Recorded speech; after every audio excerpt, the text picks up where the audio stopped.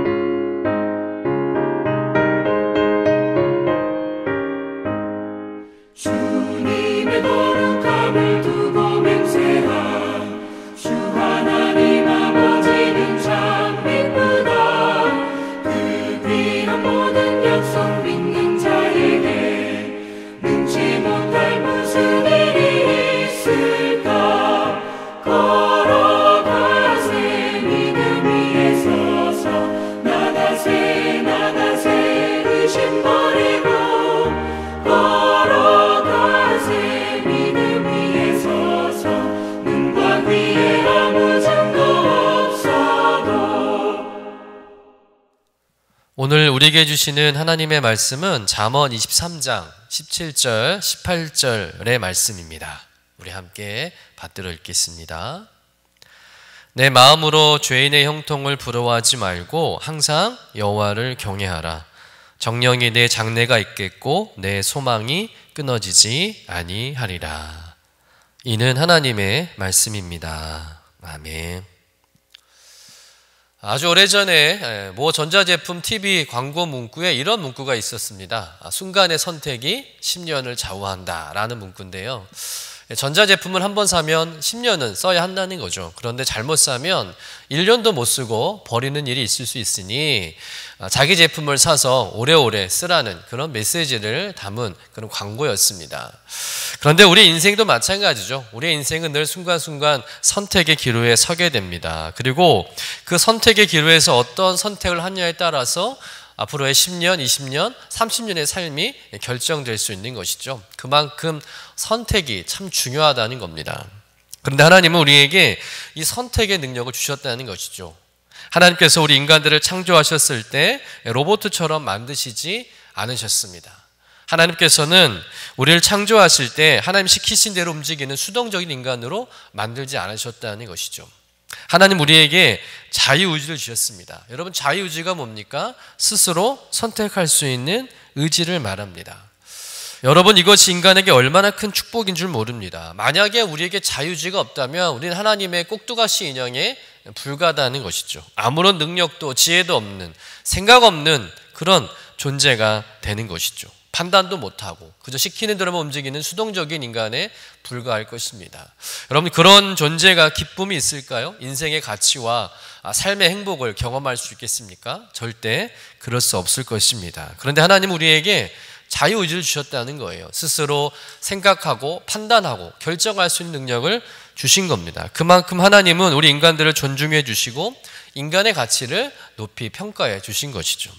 그런데 문제는 우리는 그 자유의지를 통한 선택을 통해서 성공적인 삶을 살 수도 있고 또 반대로 실패한 삶을 살 수도 있다는 것이죠. 의의 길을 선택해서 하나님을 영화롭게 할 수도 있겠지만 반대로 악의 길, 죄의 길을 선택해서 하나님의 영광을 가릴 수도 있다는 겁니다. 내가 내 삶의 주인으로 생각하고 살면 결국 우리는 하나님과 등지고 스스로 고된 삶을 살아가는 어리석은 인생이 될 수도 있고, 반대로 내가 가진 자유의지를 가지고 언제나 하나님을 선택하고 하나님을 내 삶의 주인으로 인정하며 살아가면 축복된 인생을 살 수 있다는 것이죠. 그렇다면 우리는 어떤 선택을 해야 하겠습니까? 오늘 본문은 그 선택의 문제를 다루고 있다는 것입니다. 인간에게는 늘 선택의 순간이 오게 되는데요, 크게 보면 의와 불의가 있고 선과 악이 있고 또 거룩함과 부정함이 있습니다. 이것은 성경 전체의 대주제이고 늘 우리는 이 선택의 갈림길에서 싸우게 됩니다. 하나님은 의롭고 그러나 사탄은 불의하죠. 하나님은 선하신데 사탄은 악합니다. 또 하나님은 거룩하시지만 사탄은 부정합니다. 그리고 하나님과 이 악한 사탄 사이에서 늘 우리는 존재하고 있다는 겁니다. 그렇기 때문에 우리는 의를 선택할 수도 있고 또 불의를 선택할 수도 있고 또 선을 선택할 수도 있지만 또 악을 선택할 수도 있고요, 거룩함을 선택할 수도 있고 또 반대로 부정함을 선택할 수도 있다는 겁니다. 하나님을 선택하면 우리는 하나님의 사랑과 구원과 영생을 누리겠지만 반대로 사탄편을 선택하게 되면 우리는 심판과 영원한 형벌을 받게 되는 것입니다. 오늘 잠언의 지혜는 바로 이 선택을 바로 할 수 있도록 도와주는 말씀이죠. 우리 본문 17절, 18절 말씀을 다시 한번 읽어보도록 하겠습니다. 내 마음으로 죄인의 형통을 부러워하지 말고 항상 여호와를 경외하라. 정령이 내 장래가 있겠고 내 소망이 끊어지지 아니하니라.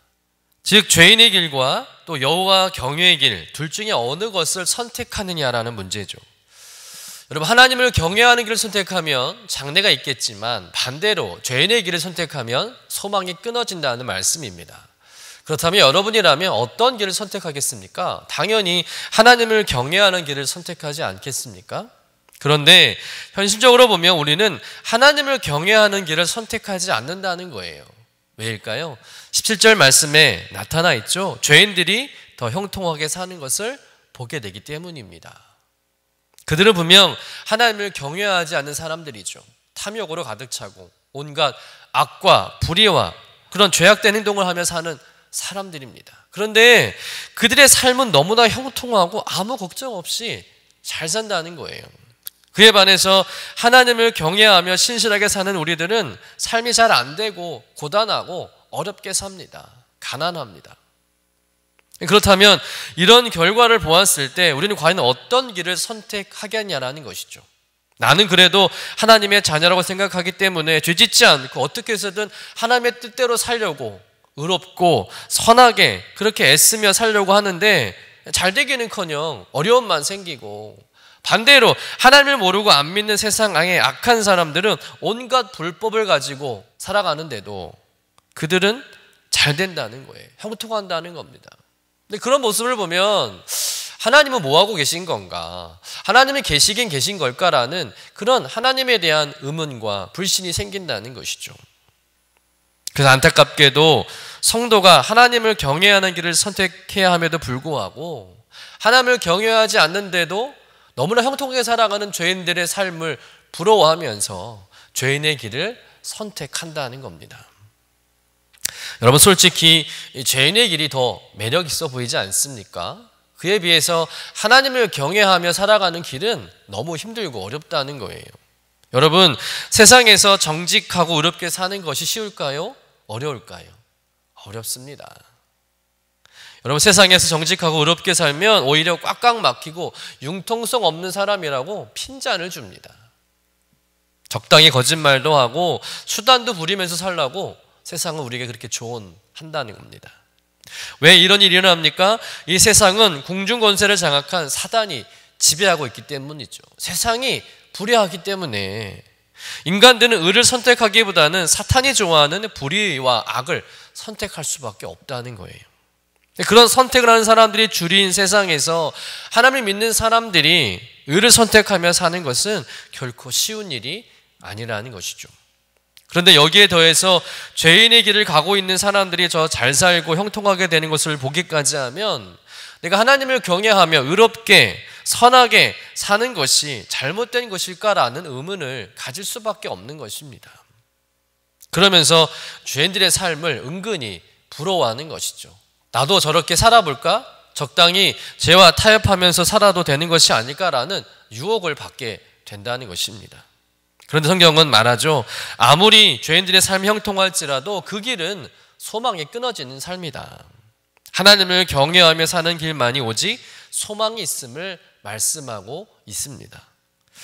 여러분, 죄인들의 형통함은 어디서 오는 것일까요? 하나님이 주신 것일까요? 그렇지 않습니다. 죄인들의 형통함은 사탄이 주는 거예요. 사탄이 사람들을 미혹하기 위해서 일시적으로 형통하도록 미끼를 던진 건데 어리석은 인간들이 그것도 모르고 사탄의 미끼를 덥석 물은 것이죠. 다시 말해서 사탄이 준 형통은 가짜라는 겁니다. 잠시의 형통함이라는 거예요. 그리고 언젠가는 사탄의 계획대로 죄인의 길에 들어선 자들을 영원한 지옥으로 이끌어 갈 것입니다. 여러분, 눈에 보이는 잠깐의 형통함에 흔들리지 마시기를 축원합니다. 죄인들의 형통함은 진정한 형통함이 아니라는 거예요. 가짜 형통함입니다. 일시적인 형통함이고요. 그들의 종말은 이미 정해져 있습니다. 그런데 왜 그들의 길을 부러워하는 것일까요? 여러분, 진정한 형통은 하나님께서 주시는 것인 줄로 믿습니다. 의로운 길을 가는 것이 걸림돌처럼 보일 때도 있고 손해보는 것처럼 여겨질 때도 있습니다. 그러나 의로운 길을 선택하는 자들이 반드시 승리할 줄로 믿습니다. 영광의 자리에 서게 될 줄로 믿습니다. 어떻게 보면 믿음은 이 시험을 어떻게 극복하냐라는 문제죠. 하나님을 믿고 구원받았지만 사단이 끊임없이 가짜 형통을 보여주면서 하나님을 경외하며 의롭게 사는 것은 힘든 일이다, 고된 일이다. 그러면서 자신을 따르라고 유혹합니다. 자신을 따르면 형통하게 해주겠다고 유혹을 한다는 것이죠. 그러나 지혜로운 성도는 그것을 분별해 내는 줄로 믿습니다. 가짜 형통에 마음을 뺏기지 않는다는 것이죠. 지혜로운 성도는 잠시의 낙을 위해서 영원한 축복을 외면하지 않습니다. 그러니 악인의 잘됨을 보고 신앙이 흔들릴 필요도 없고 배합할 이유도 없는 것이죠. 여러분, 오늘도 우리는 이 선택의 갈림길에 서게 될 것입니다. 죄인들의 형통함을 부러워하며 그들의 길에 들어서겠습니까? 아니면 하나님을 경외하며 의의 길을 가는 것이 힘들겠지만 소망을 가지고 하나님을 선택하는 그 길을 가시겠습니까?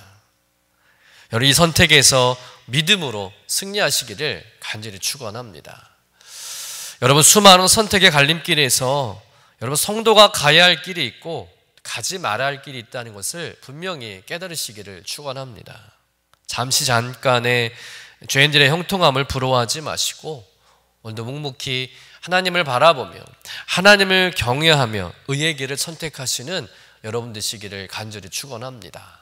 좀 멀리 보고 지혜로운 선택을 함으로 인해서 하나님께 주시는 진정한 형통함을 누리시는 저와 여러분 되시기를 주님의 이름으로 간절히 축원합니다. 기도하겠습니다. 하나님, 잠깐의 죄인들의 형통함을 보며 하나님께 불평하고 원망하고 또 하나님을 의심했던 어리석음을 고백합니다. 오늘 저의 어리석음을 깨우쳐 주시기 위해서 지혜의 말씀을 주시니 감사합니다. 주님, 천국의 소망 없이 세상 풍요를 누리며 살아가는 악인들의 삶을 살기보다는 더 먼 곳 하나님의 깊은 섭리를 바라보며 바른 길, 의의 길을 선택하며 살아가는 영적 분별력을 소유하게 하여 주옵소서.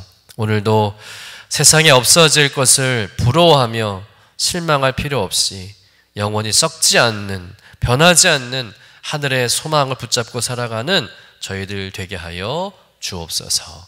감사드리며 거룩하신 예수님의 이름으로 기도드립니다. 아멘.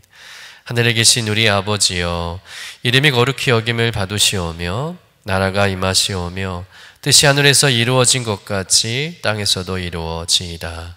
오늘 우리에게 일용할 양식을 주시옵고 우리가 우리에게 죄 지은 자를 사하여 준 것 같이 우리의 죄를 사하여 주시옵고 우리를 시험에 들게 하지 마시옵고 다만 악에서 구하시옵소서. 나라와 권세와 영광이 아버지께 영원히 있사옵나이다. 아멘.